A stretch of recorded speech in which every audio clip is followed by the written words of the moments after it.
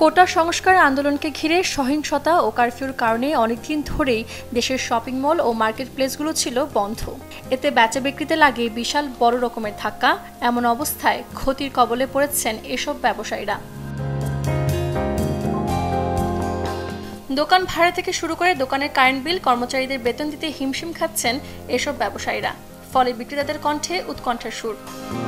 প্রতিদিন আমরা যেই পরিমাণ কাস্টমার পেতাম তারা এখন আর কেউ আর মুভ করছে না, বিকজ অফ হচ্ছে গেল দেশের অবস্থার জন্য এখন কোনো বেচা বিক্রি হচ্ছে না। লাস্ট আমাদের প্রায় 2 মাস যাবতই মোটামুটি কাজকর্ম সব কিছু একবার স্থবির হয়ে আছে। মার্কেটে যে কদিন বন্ধ ছিল, যে আপনার আন্দোলনের কারণে এখন মোটামুটি কাস্টমার একদমই নাই। ঠিক আছে, মানুষ আতঙ্কের ভিতরে আছে, দেশটা ভালোভাবে এখনও আপনার ইয়েতে আসে না। এখনও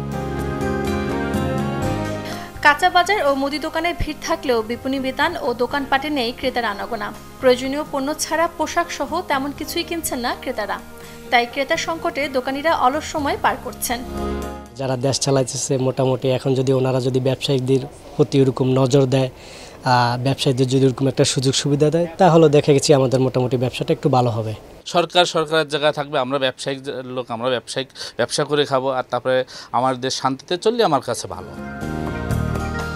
পোশাক ব্যবসায়ীদের একটাই প্রত্যাশা, বাড়ুক ক্রেতার আনাগোনা, শুরু হোক বেচা বিক্রির গল্প। সূচনা হাসান, চ্যানেল 24, ঢাকা।